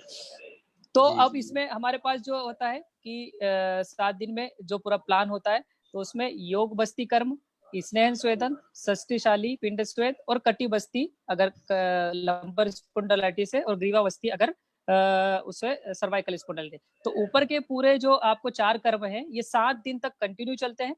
योग बस्ती 7 दिन पूरी चलती है। पहले दिन निरु, फिर अनुवासन, निरु, अनुवासन इस तरीके से लगाते हैं। स्नेहन स्वेदन उसका होता है, स्नेहन स्वेदन षष्टिशाली पिंड स्वेद होता है, देन कटी बस्ती होती है। अगर पेशेंट मेरे आईपीडी में एडमिट है तो उस पेशेंट को हमें दिन भर एंटरटेन करना पड़ता है, क्योंकि वो एक बल्क में बड़ा पैसा देके जाता है आईपीडी में, तो हमें क्या करना पड़ता है उसे दिन भर एंटरटेन। ऐसा नहीं कि सुबह 2 घंटे का पंचकर्म करा दिया और पेशेंट दिन भर आराम कर रहा है, बोर हो रहा है, क्या करूं क्या नहीं करूं। तो अवार्ड सर से मैंने बोला कि सर ये कैसे आईपीडी को अपन करेंगे। सर ने मेरे को बताया कि आईपीडी चलानी है ना, जैसे एलोपैथी में ड्रिप ड्रिप ड्रिप चलता है वैसे ही हमको भी पंचकर्म करना है। सुबह पेशेंट उठता है, सबसे पहले उसको बस्ती दे दी, बस्ती देने के बाद स्नेहन स्वेदन षष्टिशाली पिंड स्वेद कर दिया, फिर कटी बस्ती उसकी कर ली। दोपहर में उसको लगता है तो कटी बस्ती आप दोपहर में कर लो खाने के 3 घंटे के बाद। फिर शाम को उसको लेपन कर दो और रात में सोते समय उसे आप मात्रा बस्ती लगा दो। तो हर 2-2, 3-3 घंटे में कुछ काम कर देना है। पेशेंट बोलेगा मुझे तो दिन भर की ये प्रोसेस है, इस प्रोसेस में दिन भर लगता है इसलिए रुकना तो पड़ेगा ही यहाँ पे, क्योंकि सभी चीजों का उसे समझा दो कि हमें ये बस्ती सुबह ही लगा सकते हैं, इसको दोपहर को ही कर सकते हैं, इसको रात को ही कर सकते हैं। तो पेशेंट एडमिट होने के लिए रेडी हो जाता है। बिल्कुल। अच्छा डॉक्टर साहब, ये जो 7 दिन का प्रोसेस आपने बताया है जी, इसमें अग्निकर्म और रक्तमोक्षण इनका कब हम लोग तय करेंगे, कब अग्निकर्म करें, कब रक्तमोक्षण करें, किस अवस्था में इसका उपयोग करेंगे? जी बिल्कुल बिल्कुल।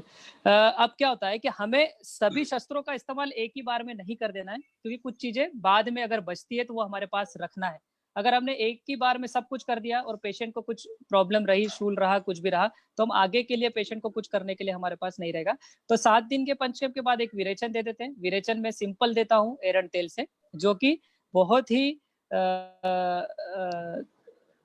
हमें तकलीफदायक नहीं होता है और शास्त्र में उसे बहुत ही अच्छा बताया गया है और निर्भय आप दे सकते हैं उसे। तो अब जब पेशेंट को जैसे कि ये मेरे कटी बस्ती और ग्रीवा बस्ती के पेशेंट हैं, तो इस तरह से पेशेंट जो ये एडमिट रहते हैं उनको कटी बस्ती रोजाना होती है, ग्रीवा की प्रॉब्लम होती है तो ग्रीवा बस्ती होती है, और किसी किसी पेशेंट को ज्यादा ही अगर स्पाइनल कोड की होती है तो उससे पृष्ठ बस्ती भी करते हैं। पूरी स्पाइन से लेकर सर्वाइकल से लेकर लंबर तक पूरा स्नायु बस्ती उसे दी जाती है। अब इसमें अगर हम देखें कि रक्त मोक्षण है, तो रक्त मोक्षण हमें कब करना है? अब पेशेंट अगर 7 दिन पंचकर्म हो गया, 7 दिन के बाद पंचकर्म के बाद पेशेंट बोलता है कि सर मुझे तो पेन अभी है, ठीक तो लग रहा है पर उतना ठीक नहीं लग रहा है, तो फिर हमें नेक्स्ट क्या करना है? उसे रक्त मोक्षण करना है। अगर रक्त मोक्षण कब करेंगे? जब पित्त के लक्षण उसमें मिलेंगे कि उससे दाह होता है, उसे थ्रोम्बिंग पेन होता है, झटके वाला पेन होता है, इस तरह के पेन होता है, तो हम उसे रक्त मोक्षण दे सकते हैं। या पित्तवर्धक कुछ चीजें खाने का ज्यादा वो शौकीन होता है, या पेशेंट हमारे पास आया कि वो तो बहुत मिर्च मसाले खाता है, तो एक रक्त मोक्षण उसे करना ही करना है, क्योंकि कहीं ना कहीं वो रक्त धातु को भी दूषित करता है। और सिरावेद करना है, जैसे ये इस सर्वाइकल के लिए मैंने अलाबू का इस्तेमाल करा है, और ये ग्रदरसी के लिए पेशेंट को हमने सिरावेद करा है एंकल जॉइंट से। तो इसके बाद अग्नि कर्म जो है, अगर पेशेंट को ये लगता है कि ये पूरा वातिक शूल है या वात वाला ही है, तो उसे फिर हम अग्नि कर्म करते हैं। अग्नि कर्म में हम वर्टिब्रा पे, जिस वर्टिब्रा पे पेन होता है उस वर्टिब्रा पे पहले एक मार्जिन बना देते हैं, L4, L5, S1 पे मार्जिन बनाते हैं। वहां पे मार्जिन बना के शलाका को गर्म करके, कोई सी भी शलाका इसमें इस्तेमाल कर सकते हैं, कोई शलाका का कोई विशेष रोल नहीं है कि आपके पास कौन सी शलाका होनी चाहिए, तो आप इसमें कोई सी भी शलाका का इस्तेमाल कर सकते हैं। आपको डायरेक्टली पेशेंट के पेन वाले हिस्से पे दग्ध करना है, ये मांस दग्ध होगा, ठीक है। तो इसमें चट वाली आवाज आनी चाहिए, त्वग्ध दग्ध होगा, सॉरी। तो इसमें चट करके आवाज आनी चाहिए, जब चट करके आवाज आएगी इतनी तप्त करनी है, रक्त वर्ण की उसको शलाका को तप्त करनी है, और चट आने की आवाज पे हटा लेनी है। तो आप 3, 4, 5 वहाँ पे दग्ध कर सकते हैं और पेशेंट को वहाँ पे आप कुमारी लगा सकते हैं, एलोवेरा, या फिर कोई सा भी शद्दोत वगैरह लगा सकते हैं ताकि उसे वहाँ पे इरिटेशन ना हो। तो ये अग्निकर्म का उपयोग हम शूल में कर सकते हैं। बिल्कुल, बहुत अच्छा डॉक्टर साहब। अच्छा, आपने बीच में एक चीते की चाल और बाजीराव से जिसका कोरिलेशन किया था, बस्ती चिकित्सा। तो बस्ती चिकित्सा में हम लोग कौन सी बस्ती इसमें उपयोग करें, क्योंकि शास्त्र में कई सारी बस्तियां बताई हुई है और कई सारी बस्तियों में इसकी फलश्रुति में ग्रद्रसी के बारे में बताया, तो आप इसके लिए किस बस्ती का उपयोग करते हैं और बस्ती से कैसा उपशय इसमें मिलता है? जी दिनेश जी, यहाँ पे मैंने विशेष फलदायी तिक्तछिर बस्ती बताई गई है। आदरणीय रामदास अवार्ड सर ने तिक्तछिर बस्ती के बारे में काफी अच्छे से समझाया था। तो तिक्तछिर बस्ती जो होती है ये स्पेशली अस्थि धातु पे काम करती है। हमारे पास मैक्सिमम पेशेंट जो होते हैं वो 45 to 50 की रेंज में आते हैं। कुछ महिलाएं होती है जो आफ्टर मिनोपॉज भी हमारे पास आती है और उन्हें मिनोपॉज होने के कारण ऑस्टियोपोरोसिस स्वाभाविक होता ही होता है। तो उनमें जो कैल्शियम की डिफिशियंसी होती है उसको अगर हम बहुत अच्छे से पूर्ति दी जाए तो वो तिक्तछिर बस्ती से मिलती है। जैसा कि स्लाइड में लिखा गया है कि या एव कला पुरुष धरा सा एव अस्थि धरा, मतलब अस्थि धरा कला पुरुष धरा कला। तो अस्थि धरा कला का शोषण पुरुष धरा में होता है और पुरुष धरा कला जो होती है वो पक्वाशय में होती है। तो वायु और आकाश महाभूत प्रधान शरीर में पहुंचने की क्षमता जो होती है वो तिक्त रस में होती है। तो तिक्त क्षीर बस्ती का परिणाम सीधा किस पे होता है? अस्थि धातु पे होता है, मतलब अस्थि घटक पे होता है। तो तिक्त क्षीर बस्ती बहुत ही ट्रेमेंडस रिजल्ट देती है। पेशेंट को 7 दिन के बाद में तिक्त क्षीर बस्ती स्टार्ट कर देता हूँ, क्योंकि योग बस्ती में तो अनुवासन बस्ती अभी हम देते हैं तो वो सहचर आदि तेल की दे देते हैं। देन उसके 7 दिन के बाद उसको घर पे बोलते हैं कि 90 डेज तक, अगर क्रोनिक पेशेंट है तो 90 दिन तक उसे बोलते हैं कि तिक्त क्षीर बस्ती का इस्तेमाल आपको करना है। ये तिक्त क्षीर बस्ती हम सर्वाइकल लंबर स्पोंडिलाइटिस पेशेंटों को या फिर ऑस्टियो आर्थराइटिस के पेशेंट होते हैं उनमें भी कर सकते हैं। तो ये छोटी सी इसकी विधि है कि तिक्त क्षीर बस्ती क्या होती है, कैसे कर सकते हैं। तो सिंपल सा करना है कि 1 कप दूध लेना है, क्योंकि पेशेंट को घर पे समझाना है। एमएल से समझाएंगे तो वो भी कंफ्यूज होगा, फिर एमएल के लिए उसको एक अलग कुछ मेजरमेंट दो। तो हमने सिंपल सा कर दिया, नॉर्मल जो कप होता है आपका घर पे चाय पीने का, उस कप 1 कप दूध लेना है, 1 कप पानी लेना है और 1 चम्मच उसमें तिक्त द्रव्य मिलाने हैं, क्योंकि तिक्त क्षीर बस्ती है, तिक्त द्रव्य में ही होती है, वो अस्थि धातु पे काम करेगी। तो हम महासुदर्शन चूर्ण लेते हैं और गिलोय चूर्ण लेते हैं। ये गिलोय चूर्ण और महादर्शन चूर्ण के पाउच बना के पेशेंट को दे देते हैं। पेशेंट को बोलते हैं 1 कप दूध लेना, 1 कप पानी लेना। इस चूर्ण को आप पाउच को मंद आंच पे उबालना है, जैसे कि चाय बनाते हैं। जब ये आधा बचे, मतलब सिर्फ दूध बचे, पानी खत्म हो जाए, तो इसमें कुनकुना करके छान लेना है इसे और 10 ml सहचरादि तेल या महातिक्तक के तेल घृत मिलाकर इसकी बस्ती दे देनी है रात्रि में सोते समय। बहुत बढ़िया डॉक्टर साहब। अच्छा, ये तो पंचकर्म और आपने सारी चीजें बताई। हम लोग औषधि कल्प इसमें कौन कौन से सेलेक्ट करें जो शीघ्र फलदायी भी हो, पेशेंट के लिए कन्वीनियंट भी हो, बहुत ज्यादा महंगे भी ना हो, और आपका जिसमें अच्छा अनुभव है, उन औषधि कल्पों के बारे में हमें बताएं। जी बिल्कुल दिनेश जी, अभी यहाँ पे जितने भी कल्प बताऊंगा ये सभी कल्प में पेशेंट टू पेशेंट वेरी करते हैं, चेंजेस करते हैं इसमें। पर इन मेडिसिन के अलावा मुझे स्पाइन की बीमारी में कोई अदर मेडिसिन की जरूरत नहीं पड़ती है। ये सभी मेडिसिनों में मैं स्पाइन के पेशेंट को ठीक कर देता हूँ। इसमें अलग अलग मेरे औषधीय के अलग अलग क्लासिफिकेशन है। जैसे औषधीय रस कल्प के अलग है। इसके बाद में आपको कुछ रस आसवरिष्ठ के बारे में बताऊंगा, कषाय के बारे में बताऊंगा कि वो भी कैसे काम करते हैं। तो इसमें जैसे हम रस औषधियों का बहुत अच्छा काम होता है, क्योंकि वैवाहिक विकासी गुण होने के कारण सूक्ष्म से सूक्ष्म मार्ग पे बहुत जल्दी पहुंचती है। क्योंकि हमारा मोटो है पेशेंट को जल्दी से ठीक करना, हमें फेथ भी देगा, यश भी देगा, धन भी देगा और पेशेंट भी देगा। तो हमें इन औषधियों का इस्तेमाल करना है। उसमें जो शास्त्रोक्त औषधियां जैसे बताई गई है, एकांगवीर रस जैसे इसमें बताया गया, तो एकांगवीर रस हम क्यों लेंगे? क्योंकि एकांगवीर रस में क्या होता है, ये विकृत वात दोष का शमन भी करती है और वात वाहिनी का शोभ कम करती है, मतलब उसका शोभ को भी कम करती है। उसके साथ में हम ले सकते हैं सूत शेखर रस। सूत शेखर रस का हमारा इस्तेमाल इसलिए क्योंकि दीपन पाचन की भी जरूरत होती है हमको, कि औषधियों का या फिर उसकी धातुओं की अग्नि भी बढ़ती रहे, तो ये उत्तम दीपन पाचन होता है। महावात विध्वंसक रस का इस्तेमाल करते हैं, ये भी नाड़ी पे काम करता है, उत्तम वात विकार है। आम पे भी बहुत अच्छा काम करता है, अगर कहीं ना कहीं आम बन रहा होगा तो वो भी दूर हो जाएगा, वेदना उससे कम हो जाएगी। सबसे बेस्ट और अच्छा मेरा कल्प है समीर पन्नक रस, जिसे मैं बहुत मात्रा में इस्तेमाल करता हूँ। मात्रा मतलब उसकी मात्रा बढ़ा के पेशेंट को देना नहीं, बहुत सारे पेशेंटों को इस्तेमाल करता हूँ। तो समीर पन्नक रस जो होता है ये बहुत सारी वात और कफ वाली औषधियों में काम में आता है। तो ये उष्ण एवं कफ शामक होने के कारण और वात रोगों में संकोच, स्तंभ और शूल को कम करता है, इसलिए इसको हमको साथ में इस्तेमाल करना है। इसके साथ में वात गजांकुश रस है, जो कि ग्रदरसी की चिकित्सा में बहुत अच्छा काम करता है, उसको आप साथ में दे सकते हैं। लहसुन क्षीरपाक के साथ में भी इसका वर्णन बताया गया कि आप लहसुन क्षीरपाक के साथ वात गजांकुश का इस्तेमाल करें, तो ये बहुत अच्छा वेदना शामक है, उत्तम आम पाचक भी है ये। उसके बाद है वात कुलांतक रस। वात कुलांतक रस जो होता है ये मस्तिष्क और वात नाड़ी दोनों पे काम करता है। मतलब ये सर्वाइकल पे अगर किसी को मस्तिष्क में कोई प्रॉब्लम हो या उसे किसी तरीके से वात वृद्धि के कारण नींद नहीं आना, ये सब चीजें हो, तो उस पर भी अच्छा काम करेगा। एक रसायन कल्प है ये।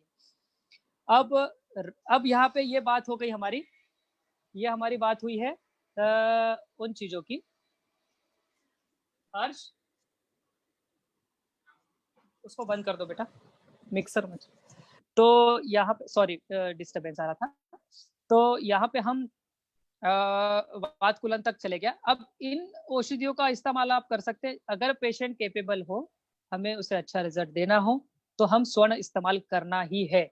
स्वर्ण बहुत अच्छा रिजल्ट देता है। स्वर्ण यहाँ पे रसायन भी है, योगवाही भी है, और वो बहुत सारी औषधियों की क्षमता को बढ़ा देता है। जहां हम बस में चल रहे हैं वहां हम रॉकेट पे बैठ जाते हैं। अगर हमारे पास कल्प है तो इस्तेमाल करना चाहिए, और अगर पेशेंट केपेबल है तो उसको अच्छी से अच्छी मेडिसिन देना चाहिए। ऐसा नहीं है कि हम विदाउट स्वर्ण की इस्तेमाल करेंगे तो रिजल्ट नहीं आएंगे, पर हमें शास्त्र में अगर स्वर्ण बताया गया है तो इसको यूज करने में क्या दिक्कत है। तो हम इसमें कौन से कल्प इस्तेमाल कर सकते हैं? रसराज रस इस्तेमाल करते हैं, जो वात नाड़ियों पे बहुत अच्छा काम करता है, पक्षाघात में बहुत अच्छा काम करता है, रक्त संचार को सही करता है। बृहदवात चिंतामणि रस इस्तेमाल करना चाहिए, जो एक ये बहुत अच्छा स्वर्ण कल्प है और बहुत ही अच्छा वात शामक है और बल्य भी है। यहाँ पे रसराज और बृहदवात, इनमें दोनों में सर ने एक बार बताया था कि रसराज जो होता है ये अवरोध पे ज्यादा काम करता है, जहाँ पे ऑब्स्ट्रक्शन, और बृहदवात जहाँ पे हमें ग्रहण करना है वहां पे बहुत अच्छा काम करता है। जैसे ऑस्टियोपेरोसिस वाले पेशेंट्स है, ऑस्टियोआर्थराइटिस वाले पेशेंट है, तो उसमें बृहदवात चिंतामणि बहुत अच्छा रिजल्ट देता है। अगर आप इस्तेमाल करेंगे तो पेशेंट को जो रिजल्ट 1 महीने में मिलना है वो आपको 10 दिन में पेशेंट को मिलेंगे। और इसमें योगेंद्र रस भी अच्छा काम करता है, संधि विकारों पे अच्छा काम करता है, उत्तम ये बल्य भी है। अब हम बात करते हैं कुछ गुग्गुल कल्प की, कुछ कषाय की, कुछ आसवरिष्ठ की, कुछ वटियों की। कौन कौन सी वटियां इस्तेमाल, कौन कौन से आसवरिष्ठ, कौन कौन से गुग्गुल हम इस्तेमाल कर सकते हैं। यहाँ पे पंचामृत लोह गुग्गुल है जो वात नाड़ियों पे बहुत अच्छा काम करता है, सर्वाइकल लंबर स्पॉन्डिलाइटिस पे। मैं इसे काफी यूज करता हूँ ये, क्योंकि इसमें रौप्य और अभ्रक युक्त ये मेडिसिन है। तो रौप्य जो होता है वो नाड़ी पे बहुत अच्छा काम करता है, तो पित्त शामक भी होता है रौप्य, तो यह हम इस्तेमाल कर सकते हैं। महायुगराज गुग्गुल भी इस्तेमाल कर सकते हैं क्योंकि वो भी रौप्य, उसमें भी रौप्य भस्म है, जो आम अवस्था में पाचक और निराम अवस्था में रसायन का काम करता है। तो हमारे दोनों ही काम हो जाएंगे महायुगराज गुग्गुल में, कि अगर पेशेंट को हमको लग रहा है कि ना आम निराम हमें पता ही नहीं चल रहा है कि ये आम है कि निराम है, तो महायुगराज गुग्गुल देना ही है पेशेंट को। अगर आम होगा तो उससे ठीक हो जाएगा, निराम होगा तो रसायन का काम कर देगा। अब अगर हम इसमें देखते हैं आगे की मेडिसिन, जैसे गुग्गुल में त्रयोदशांग गुग्गुल है जो धातु क्षयजन्य वात विकारों में अच्छा काम करता है, अस्थि धातु पे काम करता है और अग्नि का वर्धन भी करता है। यहाँ पे अस्थि धातु का वर्धन भी जरूरी है। अगर अस्थि धातु तभी अच्छी बनेगी जब उसकी पूर्व धातु के साथ अस्थि धातु की अग्नि काम करेगी तो ही अच्छी बनेगी। एक प्रसाद भाग होता है तो वो अच्छे से बनेगा, तो धातु भी बहुत अच्छे से निर्माण होगी यहाँ पे। तो हमें अग्नि का विशेष ध्यान देना है, तो ये काम ये भी करेगी। पंचतिक्त घृत गुग्गुल नाड़ी बल्य त्रिदोषक शामक है, जैसे कि ग्रदसी में वात और कफ शामक होता है तो हम इसे दे सकते हैं। विषतिंदुक वटी बहुत ही अच्छा काम करती है, इसमें अत्यधिक शूल हो तो उसमें देना है। बस हमें ये देखना है कि पेशेंट को हाई बीपी तो नहीं है, क्योंकि ये आक्षेपक थोड़ी होती है विषतिंदुक में, क्योंकि नक्स वोमिका इसके अंदर होता है। तो ये उष्ण और तीक्ष्ण गुण होने से वात शामक होती है। एवं शूलहर होती है। तो आप विषतुंदुकवटी साथ में पेशेंट को दे ही दें, बहुत अच्छा काम करेगी। गुग्गुल कुछ कषाय होते हैं, गुग्गुल तिक्तकम कषाय जैसे होता है, बहुत अच्छा काम करता है। ये शोथहर होता है, एंटी इंफ्लेमेटरी होता है, वात शामक होता है। इसमें फिर महारासनादि कषाय का इस्तेमाल कर सकते हैं, आम पाचन का काम करेगा, अग्नि को भी बढ़ाएगा, वात रोगों में बहुत अच्छा उपयोगी है। रासना सप्तक कषाय आता है, शोथहर होता है, वेदना शामक होता है और वात रोगों में काफी उपयोगी है और बहुत सारे लोग इसका काफी उपयोग करते हैं। अब इसमें दशमूलारिष्ट और बलारिष्ट दो आसवरिष्ट है जो दोनों बल्य है, रसायन का काम करते हैं। आप चाहें तो कषाय के साथ में दशमूलारिष्ट बलारिष्ट भी साथ में चालू कर सकते हैं, कि दोनों ही बहुत अच्छा काम करेगा, बल्य भी उसे मिलेगा। तो पेशेंट जो है धातु का अगर उसका वर्धन नहीं है तो उससे भी पोषण मिलेगा उसे। अब तीसरी बात है यहाँ पे, अभी हमने रस रसायन का इस्तेमाल देखा, गुग्गुल कल्प का देखा, असावरिष्ट का देखा, वटी का देखा। अब हमें यहाँ पे अस्थि पोषण का भी काम करना है, क्योंकि कहीं ना कहीं अस्थि धातु के क्षय के कारण ये सब होने वाली चीजें भी हो सकती है कि अस्थि धातु का क्षय हुआ। तो हमारा मेन चीज है, आखिरी रुकेगा हमारा ट्रीटमेंट अस्थि पोषण पे, मतलब आगे उसे अस्थि धातु का क्षय नहीं होना चाहिए, इससे उसे अस्थि पोषण औषधियां चालू करनी है। तो उसमें बहुत सारी औषधियां आप इस्तेमाल कर सकते हैं, जैसे लाक्षादि गुग्गुल आप दें, आभा गुग्गुल आप दे सकते हैं, कुक्कुटांडक भस्म दे सकते हैं, प्रवाल पिष्टि दे सकते हैं, शंख भस्म दे सकते हैं, मोती पिष्टि दे सकते हैं, अस्थि सहता चूर्ण दे सकते हैं, आंवले की चूर्ण है, अश्वगंधा चूर्ण है, अर्जुन है, बला है, ये सब चीजें आप दे सकते हैं। और साथ में मैं तो पेशेंट को देता ही हूँ, क्यों?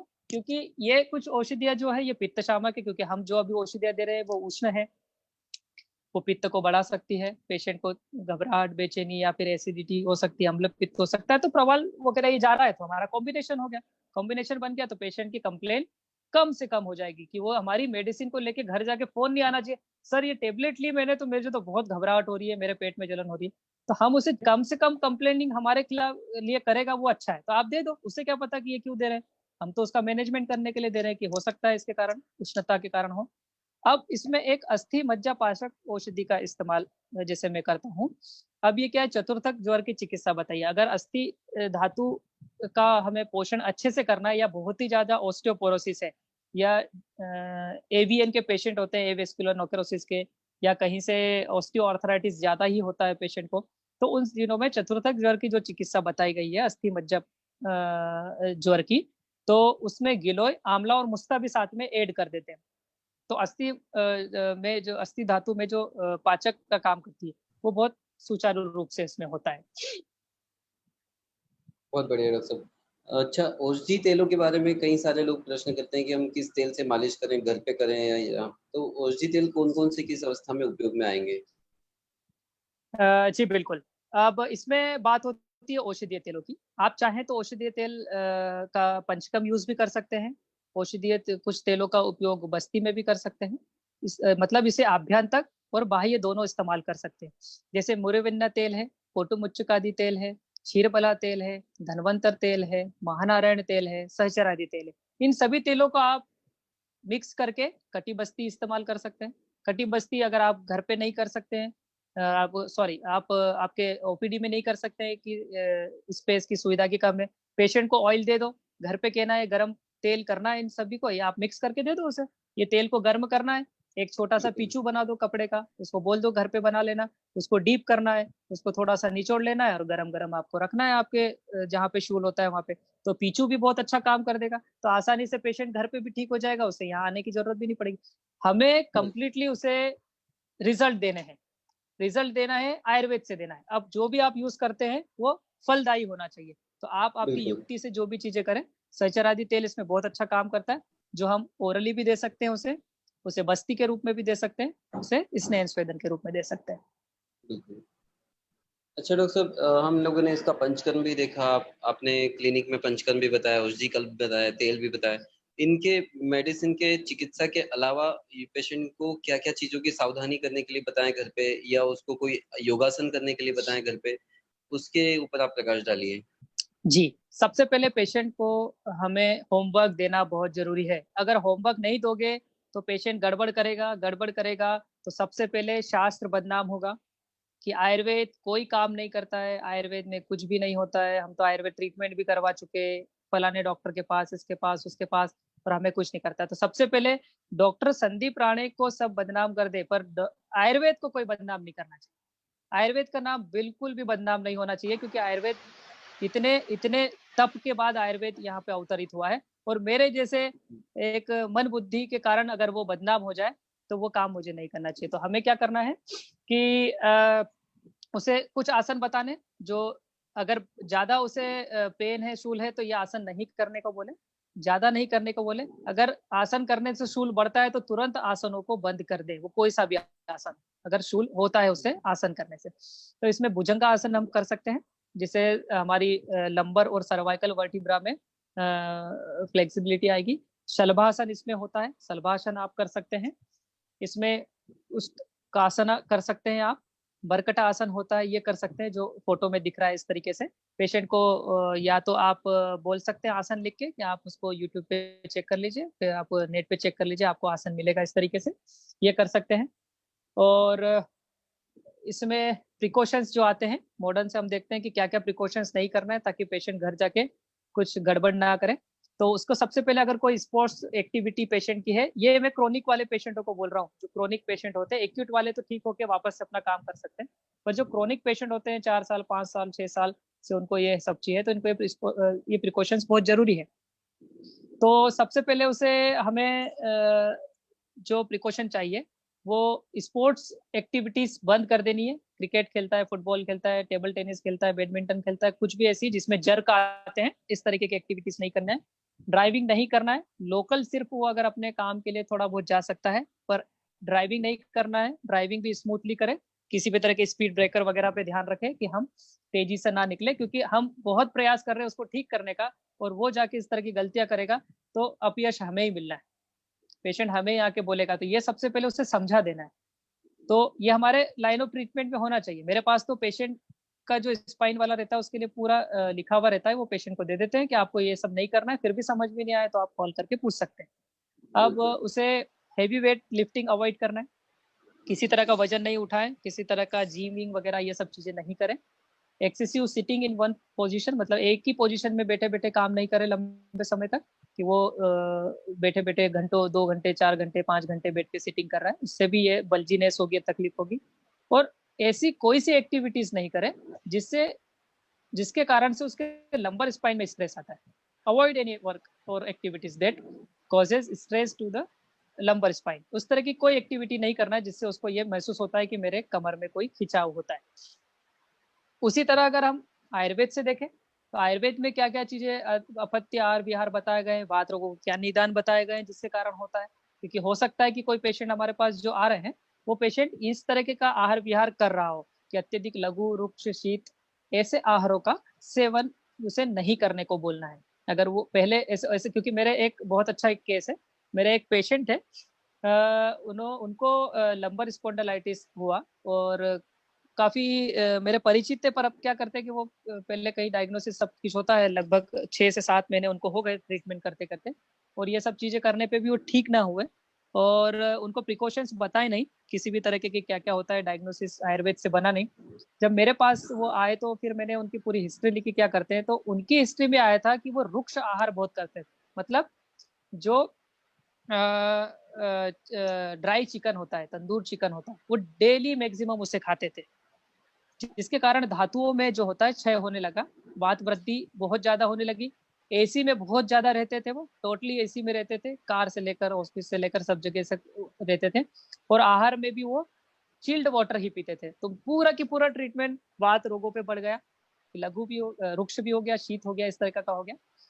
और अत्यधिक जागरण करते थे, क्योंकि वो ऐसे काम में थे कि रात में नाइट शिफ्टिंग उनकी होती थी, कुछ ऐसे काम करते थे। तो इस तरह के इसमें जो बताया गया है, अत्यधिक जागरण, मैथुन, व्यायाम, ये सब चीजों से करने से रोकना है।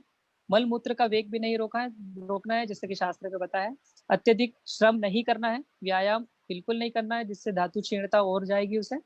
रात्रि जागरण बिल्कुल मना कर दें, अत्यधिक प्रवास भी मना करें, जिससे वात की वृद्धि होगी। बिल्कुल, बहुत बढ़िया डॉक्टर साहब, आपने बहुत उपयोगी जानकारी हमारे सभी श्रोताओं को, सभी चिकित्सक मित्रों को प्रदान की है। और हम आशा करते हैं कि हमारे जितने भी सुनने वाले हैं, फेसबुक पर लाइव हो रहे हैं, यूट्यूब पर हैं, जूम ऐप पर हैं, उन सभी को ये काफ़ी लाभप्रद रहा होगा। और हम अपने क्लिनिकल प्रैक्टिस में डॉक्टर संदीप राणा जी द्वारा बताई गई सारी बातों का पालन करेंगे और अच्छे रिजल्ट प्राप्त करेंगे। बहुत बहुत धन्यवाद डॉक्टर संदीप राणा जी।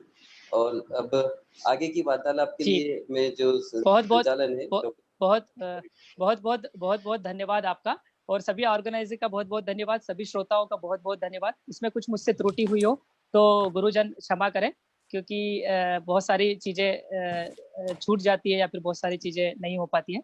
तो आप लोगों का आशीर्वाद ऐसे ही बना रहे और आप सभी का बहुत बहुत धन्यवाद। बहुत धन्यवाद डॉक्टर साहब। और आगे की वार्तालाप के लिए मैं जो कार्यक्रम है उसको डॉक्टर प्रीति मैम की तरफ अग्रसित कर रहा हूँ। Doctor Preeti ma'am.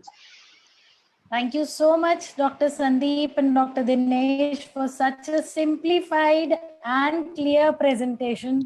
इतनी डिफिकल्ट ट्रीटमेंट है स्पाइन का, जिसको आपने इतनी सरलता से सबको समझा दिया कि शायद मेरे सारे छोटे बड़े वैद्य मित्रों को एक कॉन्फिडेंस आया होगा कि yes we can do it with a conservative treatment. इसमें सर्जरी की जरूरत नहीं है। और तुम लोगों से तो त्रुटि का सवाल ही नहीं बेटा, तुम लोगों ने तो हम सबका नाम रोशन किया है और ऊंचा किया है। तो there is no question of any mistake at your end. Now, last but not the least, I would like to thank all my audiences who were connected with us with so patience. आप last 1-1.25 घंटे से हम सबके साथ जुड़े हुए हैं, उसके लिए बहुत बहुत धन्यवाद। एंड हमारे पास हमारे ट्रेजर बॉक्स में आपके लिए ऐसे बहुत सारे उपहार हैं, जिनमें कल एक और हमारे एक्सपर्ट अपने एक्सपीरियंसेस एंड अचीवमेंट्स आपसे शेयर करेंगे। Till then, good night, stay home, stay safe and Ayushman Bhava. Thank you so much. Thank you. Thank you so much.